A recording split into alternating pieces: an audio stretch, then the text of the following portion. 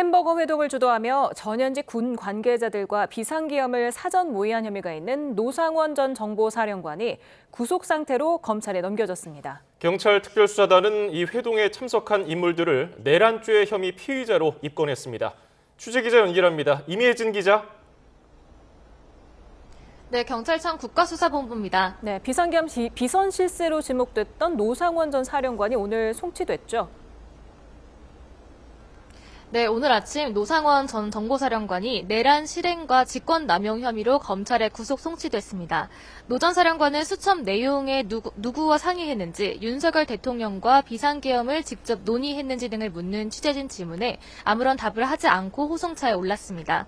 노 전 사령관은 지난 1일과 3일 두 차례에 걸쳐 경기 안산 햄버거 가게에서 비상계엄을 사전 모의한 혐의를 받고 있습니다. 경찰은 이 회동에서 노 전 사령관이 계엄사령부 합동수사본부 산하의 비공식 조직인 수사 2단을 꾸려 중앙선거관리위원회를 장악하려 한 것으로 보고 있습니다. 경찰 특별수사단은 또 오늘 1, 2차 햄버거 회동 관련자 7명을 모두 피의자로 입건했습니다.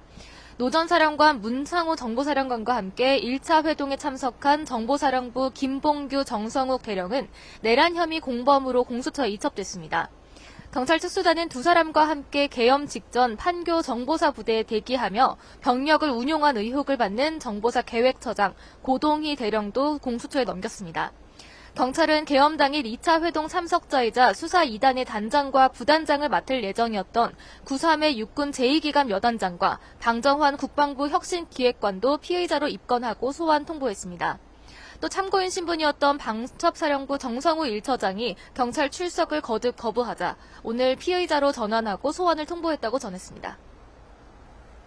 노 전 사령관 수첩 내용이 일부 공개되면서 계엄 사태 전모가 조금씩 드러나고 있는데 어떤 내용이 담겼습니까? 네, 경찰은 지난 15일 노 전 사령관이 운영한 경기 안산 점집을 압수수색에 60여 쪽 가량의 계엄 관련 내용의 자필 수첩을 확보했습니다.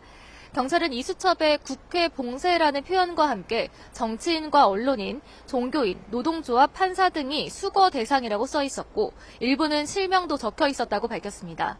경찰은 수거를 체포 의미로 해석했다며 이들에 대한 수용 및 처리 방법까지 수첩에 언급됐다고 설명했습니다. 또 사살이라는 표현도 있었던 것으로 확인됐는데요.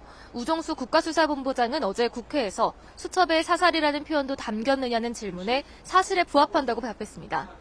경찰은 수첩에 NLL 북방 한계선에서 북한 공격 유도라는 문구도 있었다고 밝혔는데요.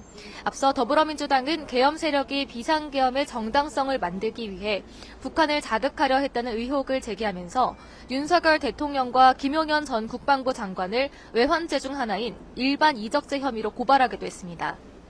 우리나라의 군사상 이익을 해하거나 적국에 군사상 이익을 준 경우를 말합니다.